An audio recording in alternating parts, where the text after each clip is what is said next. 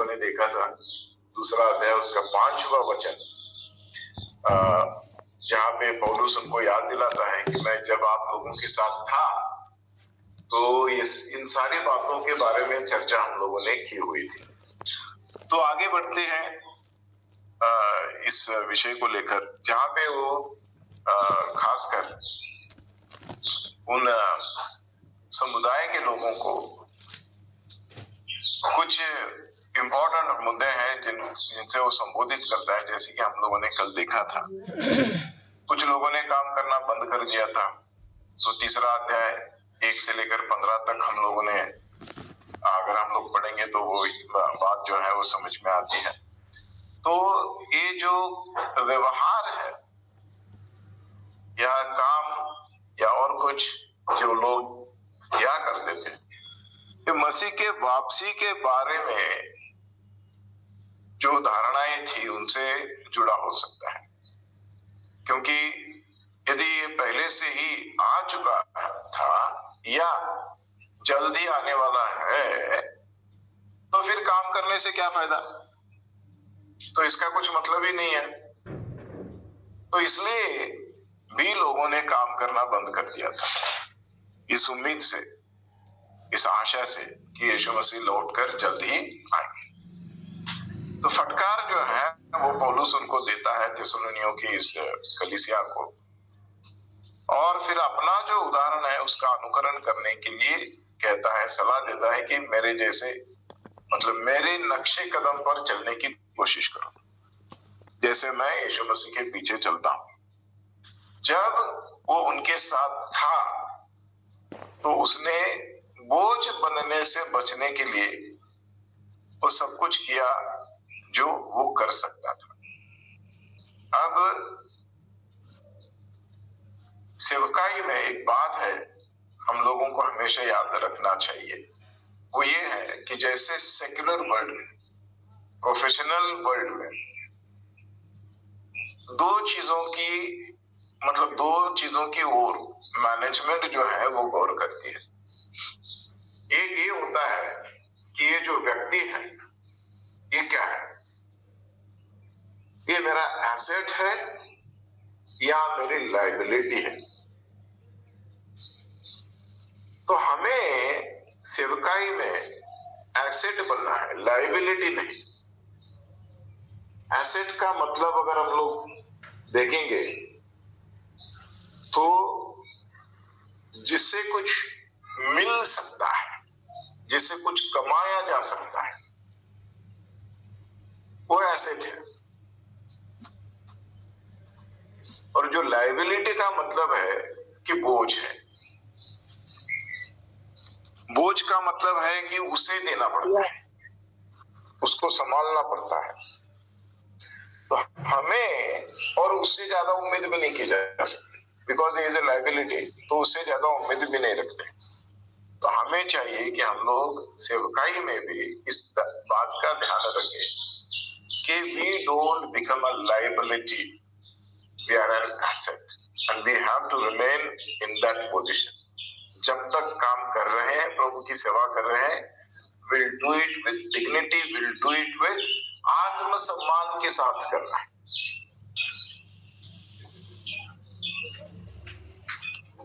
तो इस बात को हम लोगों को अपनाना चाहिए, जो आजकल बहुत सारे लोग नहीं करते हैं। लेकिन जो पौलुस ने उदाहरण दिया है बहुत ही बेहतरीन उदाहरण है। वो कहता है कि मेरा अनुकरण करो, तो उसमें हम लोगों को चाहिए कि उसमें हम लोग गौरवित महसूस करें, हम घमंड करें पौलुस के इस जीवन शैली पर, और केवल घमंड या उसका महिमा या गौरव करते हुए न छोड़े, लेकिन उसको अपने जीवन में उतारे। तो वचन से इन बातों को समझने की कोशिश करते हैं। तीसरा अध्याय, पहले सेकंड थेस्सलोनियंस की किताब का तीसरा अध्याय 7 और 8 और 9 वचन पढ़ लेते हैं। क्योंकि तुम आप जानते हो कि किस रीति से हमारी सी चाल चलनी चाहिए, क्योंकि हम तुम्हारे बीच में अनुचित चाल ना चलें और किसी की रोटी मुफ्त में ना खाई, पर परिश्रम और कष्ट से रात दिन काम धंधा करते थे कि तुम में से किसी पर भार ना हो। यह नहीं कि हमें अधिकार नहीं, पर इसलिए कि अपने आप को तुम्हारे लिए आदर्श ठहराए कि तुम हमारी सी चाल चलो। आमेन। ये नहीं कि अधिकार नहीं, हम कर सकते हैं। अगर मैं चाहता हूं तो मैं कर सकता हूं, लेकिन मैंने ऐसा नहीं किया। मैंने अपनी खुद की रोजी रोटी का बंदोबस्त करने की कोशिश की। तो ये बहुत ही इंपॉर्टेंट लेसन हमें पौलुस के जीवन से मिलता है।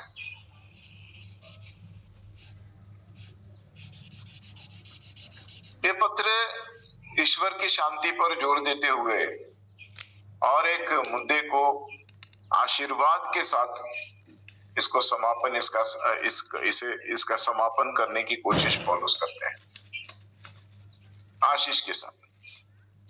जो कि थेसलोनिया का जो कलीसिया था, उसे उत्पीड़न का सामना करना पड़ रहा था और बहुत परेशान थे लोग।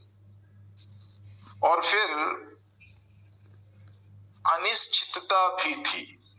एक ऐसा माहौल पैदा हुआ था, एक माहौल खड़ा करने में लोग सफल हुए थे, जिससे कि उनके मन में अनिश्चितता का दौर जो है वो पूरी तरह से, हम लोग कह सकते हैं, चरम सीमा पर पहुंच चुका था।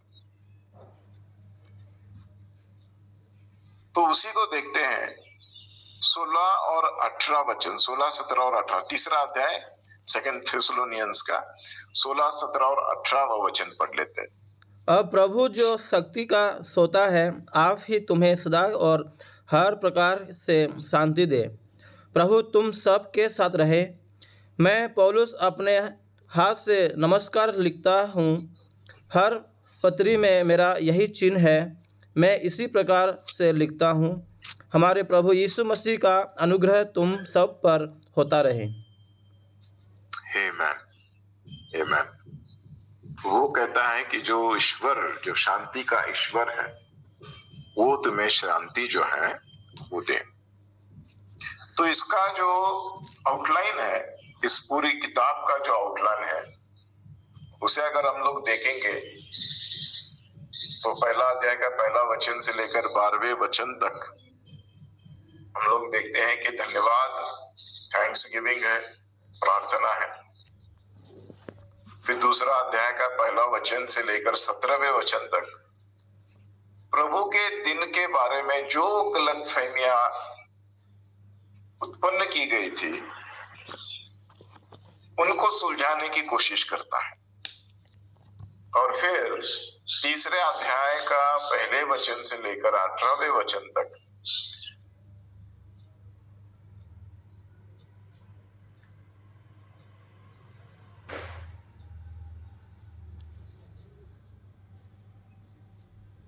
पढ़ लेते हैं। दूसरे थेसलोनियों की किताब सेकंड थेसलोनियन चैप्टर 1 वर्सेस 5 और 6। यह परमेश्वर के सच्चे न्याय का स्पष्ट प्रमाण है कि तुम परमेश्वर के राज्य के योग्य ठहरो, जिसके लिए तुम दुख भी उठाते हो, क्योंकि परमेश्वर के निकट यह न्याय है कि जो तुम्हें क्लेश देते हैं उन्हें बदले में क्लेश दे, और तुम्हें जो क्लेश पाते हो हमारे साथ चैन दे, उस समय जबकि प्रभु यीशु अपने सामर्थी दूतों के साथ धधकती हुई आग से स्वर्ग से प्रकट होगा। क्योंकि परमेश्वर विश्वास योग्य है, इसलिए वो कहता है कि आप अपना भविष्य उसे सौंप सकते हैं।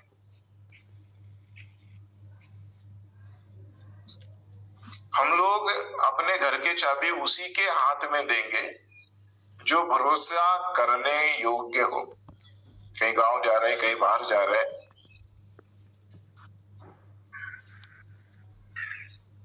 तो किसी के भी हाथ में अपने घर की चाबी नहीं देते हैं।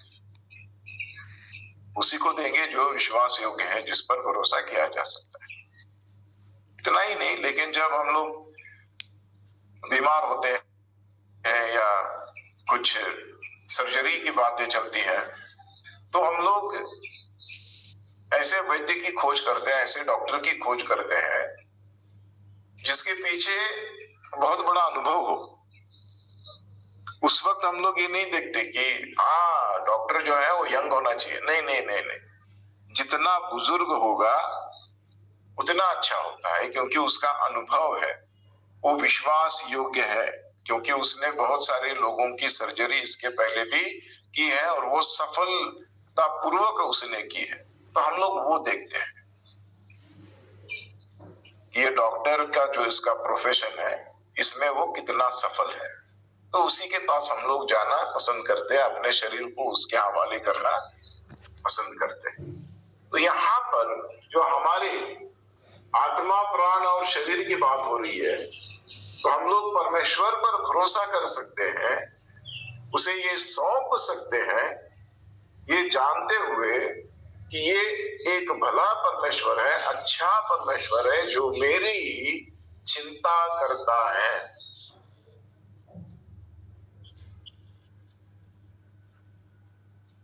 फिर एक बार तीसरे अध्याय का तीसरा वचन पढ़ लेते हैं। परंतु प्रभु सच्चा है, वह तुम्हें दृढ़ता से स्थिर करेगा और उस दोष से सुरक्षित रखेगा। Amen. वो विश्वास योग्य है, वो भरोसा करने योग्य है। हम लोग उस पर आंखें मूंद कर भरोसा कर सकते हैं। तो हमें चाहिए कि इन चीजों से खुद को भी प्रोत्साहित करें और अन्य लोगों को भी प्रोत्साहित करें कि अगर विश्वास करना है, भरोसा करना है, तो परमेश्वर पर करो, क्योंकि वो विश्वास योग्य भी है। पौलुस थेसलोनियों को और हमें प्रोत्साहित करता है कि हम जो कुछ भी करते हैं उसमें विश्वास योग्य बने रहे।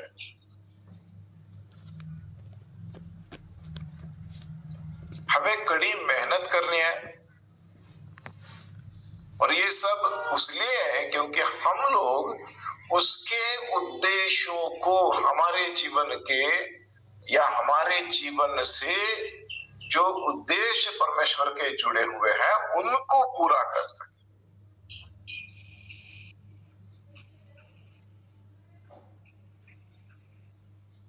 क्योंकि अब ये जीवन हमारा नहीं रहा, अब मैं नहीं रहा। पौलुस कहता है कि it's not me but Christ lives in me. अब आप मेरी ओर देखो ही मत,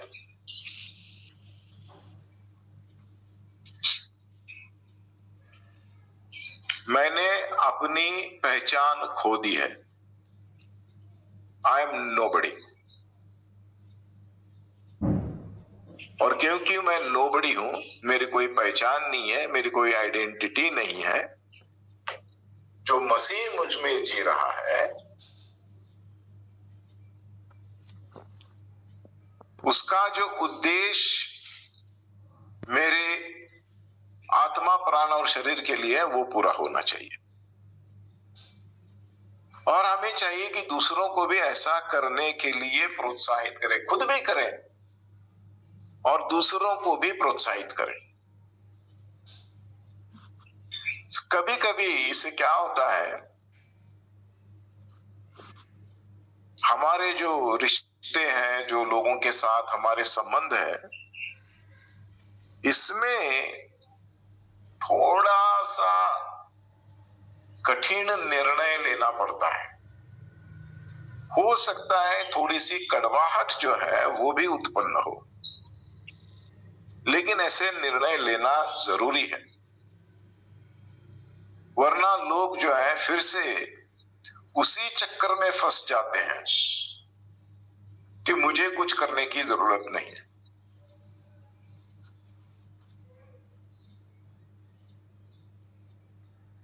हमें सब अधिकार दिए गए हैं, लेकिन उन अधिकारों का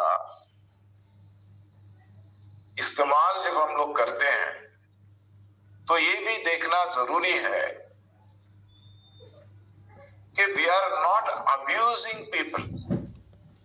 हम लोग गलत तरीके से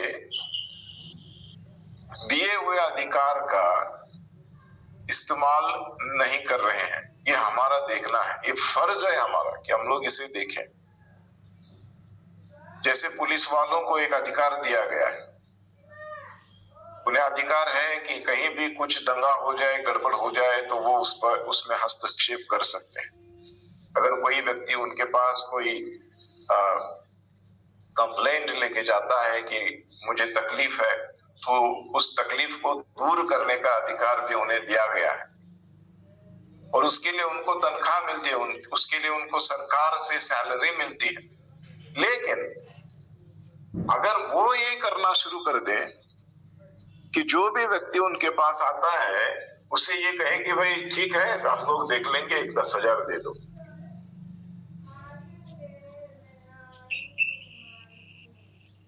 मैं उसे पकड़ कर लेके आता हूं, मैं उसको डंडे मारूंगा, तुम्हारी जो दिक्कत है उस दिक्कत का मैं अच्छी तरह से ध्यान रखूंगा, तो तुम्हारी तरफ को भी आंख उठाकर भी नहीं देखेगा, लेकिन 10,000।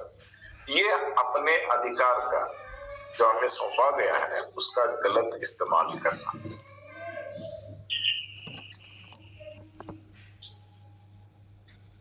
हम लोगों को ऐसा नहीं करना है। हम लोगों को ये ऐसी एडवर्टाइजमेंट भी नहीं करनी है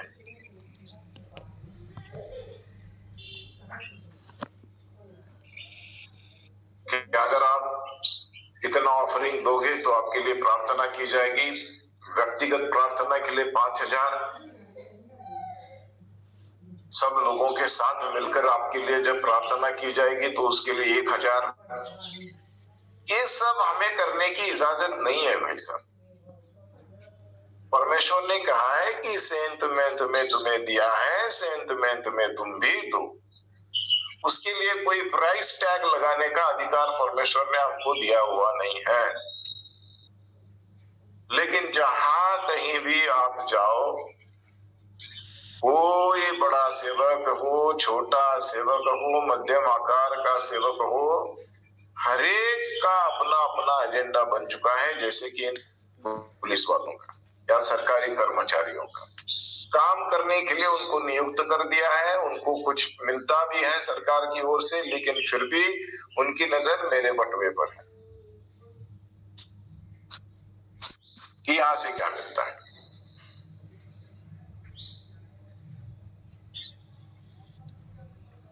तो ये जो एक गलत चीज कलीसिया में आ चुकी है, और ये जो है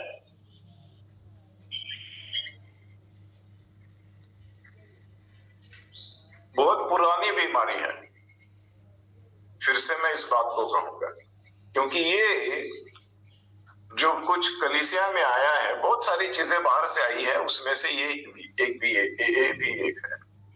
जब सैनेड्रिन को तो उन लोगों ने खत्म ही कर दिया, सैनेड्रिन तो बचे ही नहीं, लेकिन जो फारसी और सदुसीस थे, उनका लक्ष्य ज्यादातर यही हुआ करता था। इसलिए यीशु उनका खंडन करता है कड़े शब्दों में। वो कहता है कि तुम बेवा को भी नहीं छोड़ते, उसकी प्रॉपर्टी भी तुम्हारी, उसकी प्रॉपर्टी पर भी तुम्हारी नजर है।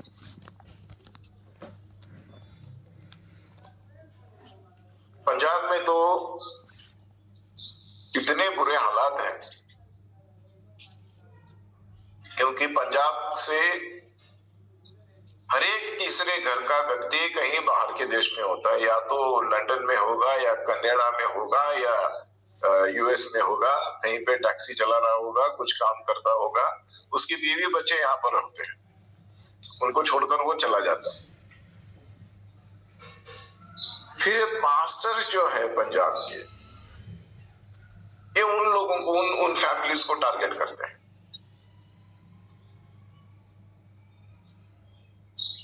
और वहां पर एक सेवक थे, प्रभु के सेवक बहुत अच्छे रीति से परमेश्वर ने उनका इस्तेमाल किया शुरुआत के दौर में। अब ये सब नए प्रोफेट्स आए हैं, ये इनके बहुत साल पहले की बात है।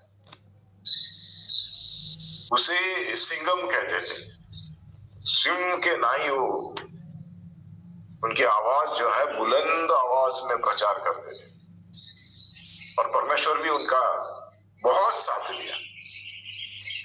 लेकिन एक खामी थी इस सेवक में, वो औरतों की ओर बहुत जल्द आकर्षित होते थे, महिलाओं की ओर बहुत जल्द, और उनके बहुत सारे चक्कर भी चले। अब इसके कारण जो लोग प्रभु में आए उन्हें लगता था कि ये ठीक है, ये जायज है, ये नाजायज नहीं है, ये कर सकते हैं, क्योंकि हमारा जो अगुआ था उन्होंने ऐसा किया था। बहुत सारे महिलाओं के साथ उनका संबंध था, उनमें से कुछ सेवकाई में भी है, प्रभु की सेवकाई करती है, और उन्हें लगता है कि क्योंकि उन्होंने मुझ पर हाथ रखकर मेरे लिए प्रार्थना की थी, तो उनका जो अनॉइंटिंग है, जो उनका आशीष है, वो मेरे साथ है।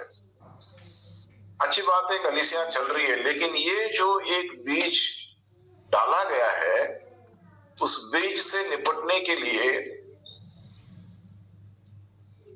अब पता नहीं कितना समय लगेगा।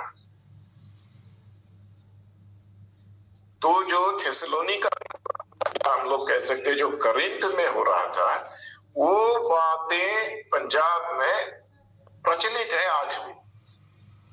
तो बहुत संभल कर सेवकाई करनी पड़ती है। पंजाब में जब हम जाते हैं तो बहुत संभल कर सेवकाई करनी पड़ती है, क्योंकि ऐसे ऐसे लोगों से पाला पड़ा है, ऐसे ऐसे परिवारों का काउंसलिंग करना पड़ा है, उनको समझाना पड़ा है कि भाई ये गलत है।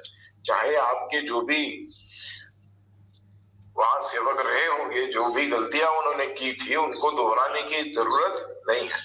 तो कुछ पास्टर्स ऐसे हैं जिन्होंने अपनी पहली पत्नी को भी त्याग दिया है, दूसरी के साथ भी शादी कर ली, उनका ऑफिशियली डिवोर्स तक नहीं हुआ।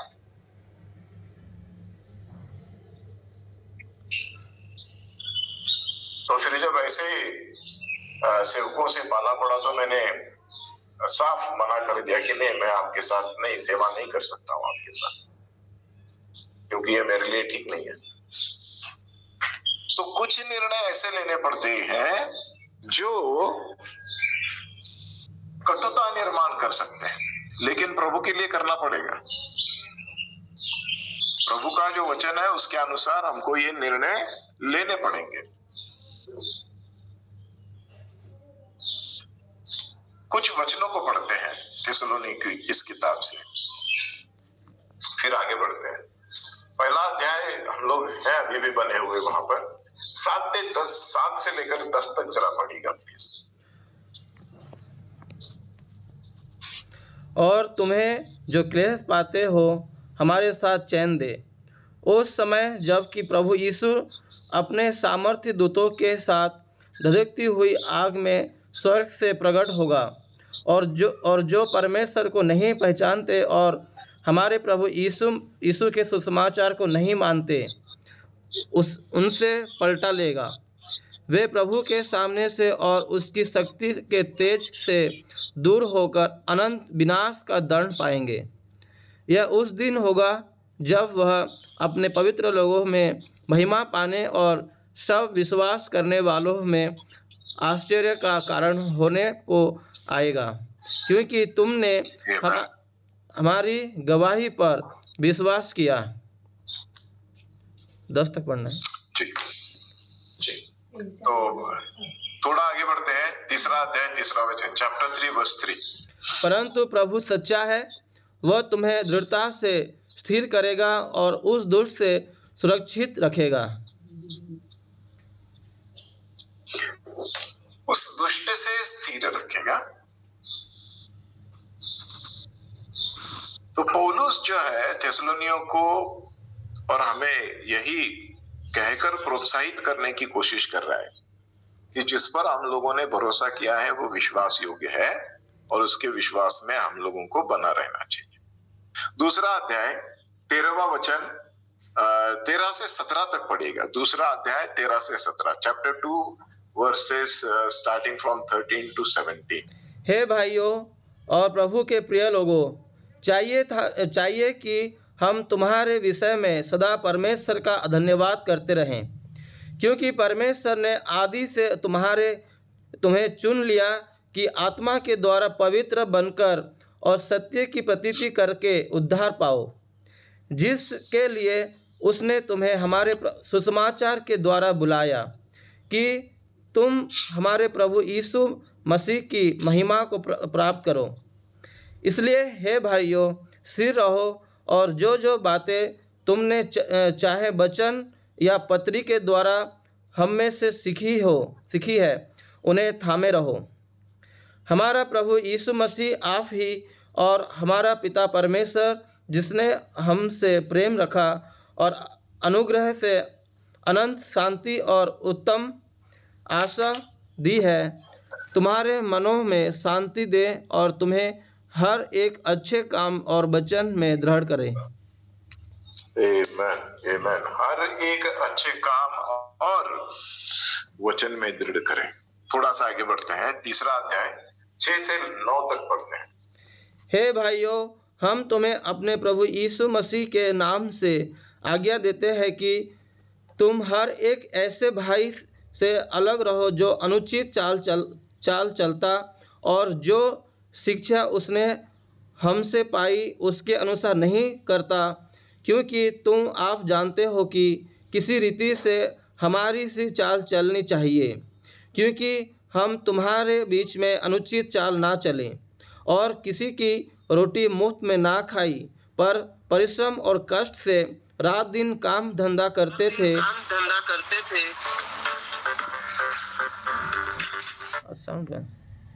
कि तुम में से किसी पर भार ना हो। यह नहीं कि हमें अधिकार नहीं, पर इसलिए कि अपने आप को तुम्हारे लिए आदर्श ठहराएं कि तुम हमारी सी चाल चलो, क्योंकि जब हम तुम्हारे यहाँ थे तब भी यह आज्ञा तुम्हें देते थे कि यदि कोई काम करना ना चाहे तो खाने भी ना पाए। तो ये बहुत कठिन निर्णय है। इस तरह से अगर हम लोग किसी को समझाने की कोशिश करेंगे तो वो तो कहेंगे कि ठीक है भाई साहब, आप आए, हम लोग बहुत आशीषित हुए, फिर कभी मत आना। तो ये हो सकता है कि आपकी सेवकाई के लिए ही दरवाजा बंद कर दें, लेकिन जो गलत है वो गलत है, जो सही है वो सही है, और जो परमेश्वर ने सही ठहराया है उसी पर अमल करें। किसी को अच्छा लगता है या किसी को प्रसन्न करना है, किसी से कुछ निकलवाना है, इसलिए जैसा वो चाहे वैसा एक सेवक नहीं कर सकता है और उसे नहीं करना भी चाहिए, क्योंकि हम किसी भी व्यक्ति को खुश करने के लिए सेवकाई में नहीं आए हैं। हम लोग आए हैं जिसने हमें बुलाया है उसे खुश करने के लिए, और उसके लिए अगर हमें कुछ चीजों को तोड़ना पड़ता है, कुछ चीजों को जोड़ना पड़ता है, उस सब हम लोगों को करना चाहिए। लेकिन एक बात हमेशा ध्यान में ये रखनी है कि जो कुछ भी मैं कर रहा हूं वो मेरी जो सीमा है उस सीमा के भीतर रहकर मैं कर रहा हूं। मैं प्रभु का सेवक होने के नाते चौका या छक्का लगाने की कोशिश नहीं करनी है। मुझे भागना है, मुझे दौड़ना है, 1, 2, 3 रन ही करके मुझे बटोरने हैं। अपना जो स्कोर है वो हर एक बॉल को खेलते हुए 1, 2 और 3 की हिसाब से मुझे रन बटोरने हैं। ना तो मुझे चौका जड़ने की अनुमति है, ना मुझे छक्का जड़ने की अनुमति है। तो जो हमारे लिमिटेशंस है उस लिमिटेशंस में रहकर हमें सेवकाई करनी है। थोड़ा सा आगे बढ़ते हैं, 3 अध्याय में हम लोग हैं, 10 से लेकर 15 तक पढ़िएगा प्लीज। क्योंकि जब हम तुम्हारे यहाँ थे तब भी यह आज्ञा तुम्हें देते थे कि यदि कोई काम करना ना चाहे तो खाने भी ना पाए। हम सुनते हैं कि कुछ लोग तुम्हारे बीच में अनुचित चाल चलते हैं और कुछ काम नहीं करते, पर दूसरों के काम में हाथ डालते हैं। ऐसों के हम प्रभु यीशु मसीह में आज्ञा देते हैं और समझाते हैं कि चुपचाप काम करके अपनी ही रोटी खाया करें। तुम हे भाइयों, भलाई करने में साहस ना छोड़ो। यदि कोई हमारी इस पत्री की बात को ना माने तो उस पर दृष्टि रखो और उसकी संगति ना करो, जिससे वह लज्जित हो। तो भी उसे बैरी मत समझो, पर भाई जानकर चिताओ। आमीन। तो ऐसे लोगों की संगत भी मत करो। साम भजन संहिता का पहला अध्याय अगर पढ़ेंगे, उसमें भी वही लिखा है कि I will not be found among Hippocrates. मैं ऐसे लोगों के बीच में कभी जाकर बैठता ही नहीं हूं।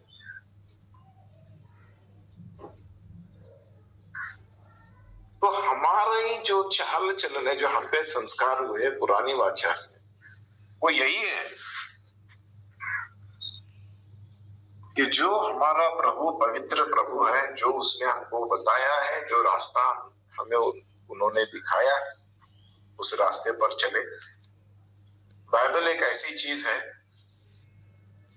जिसे कभी बदला नहीं जा सकता। पवित्र शास्त्र के किसी भी वचन को बदला नहीं जा सकता। ये किसी देश की घटना नहीं है कि उसमें अमेंडमेंट ले आओ, ये बिल पास करो, वो बिल पास करो, उसको तोड़ो, उसको मरोड़ो। शास्त्र के साथ हम लोग नहीं कर सकते। जैसा है वैसा है, सदियों से वैसे ही चलता आ रहा है, और जब तक प्रभु लौटकर वापस नहीं आते हैं तब तक वही रहेगा।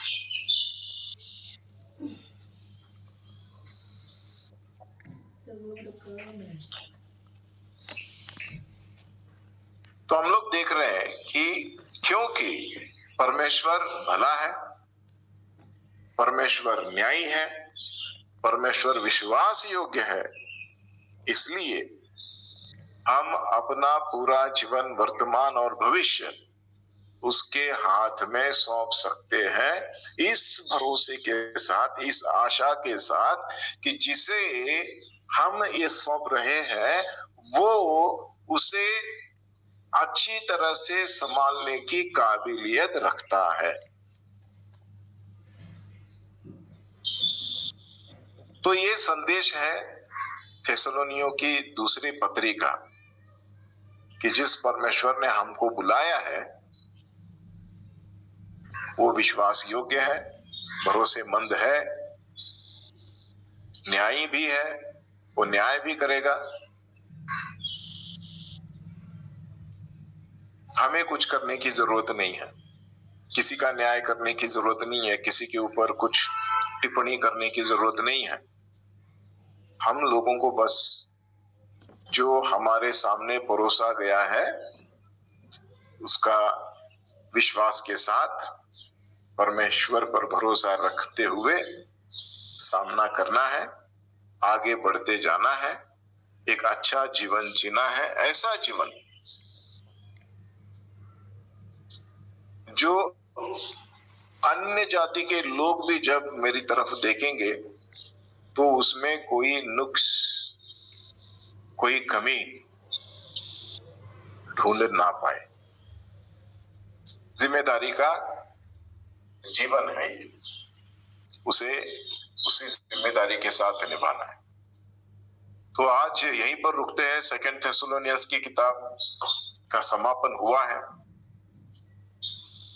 सोमवार से नए विषय को, नई किताब को ले लेते हैं, और मैं विश्वास करता हूं कि ये आने वाला जो सप्ताह है वो आप सब लोगों के लिए आशीष से भरा हुआ होगा। जो वीकेंड है और इस 2 दिनों में अपने आप को तैयार भी करेंगे। कल समय है अपने पास परमेश्वर के वचन पर और ज्यादा मनन करके लोगों तक पहुंचाने के लिए, तो उसमें हम लोग बिजी रहेंगे। धन्यवाद हो परमेश्वर का।